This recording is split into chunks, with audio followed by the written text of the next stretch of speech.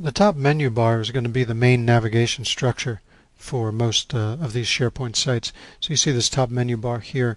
Then in addition, there's generally some way of looking at all the site content. So for example, if we take a look at our testbed website here, this is not a very rich site. It's only got the one tab here.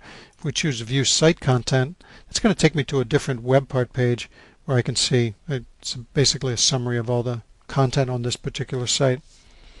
Now you'll notice these user menus, and the user menus are going to be context sensitive depending on how you're logged in and where you currently are. You'll also see the same thing among the site actions menus. Notice I can't edit anything in here. Now if I go back to my previous site, this was a site I had full control over. If I go back to that previous site, we should be able to see I have better privileges. So under here I can actually personalize the page, and if we go into our site actions, under here I can actually edit this page. So those are things that are, the appearance is basically going to depend on what your permissions are.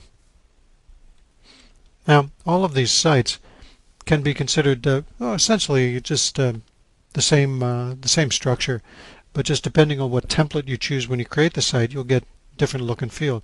And we can illustrate that when we create a team site ourselves. So one of the things I can do, if I've got the proper permissions, is to go into Site Actions, Create, and in our normal class what we do is we ask our students at this point to go ahead and create a site.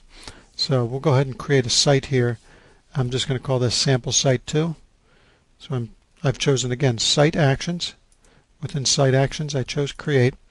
I'm going to choose Sites and Workspaces. And what I'd like to do is create a new site called Sample Site 2. So this is a SharePoint site, and we'll just call this Sample Site 2. We get to choose the template, as I said, and I'm going to choose a collaboration site. That's what we're using it for. This is going to be a team site, and I'll go ahead and choose Create. And this creates a new work environment for me to build web part pages and do the exercises that I'm going to be looking at during this course. Yeah, so there's our sample site, and from here, if I do have the right permissions, I can go ahead and create web part pages that I would then link to this site. Now compare this site, which has a lot of default content on it, compare that to my original site. This original site, the only difference really is that I've gone through and I've removed some of the web parts that I didn't need. So if you notice on the other site we saw something that listed announcements, and here I don't have that.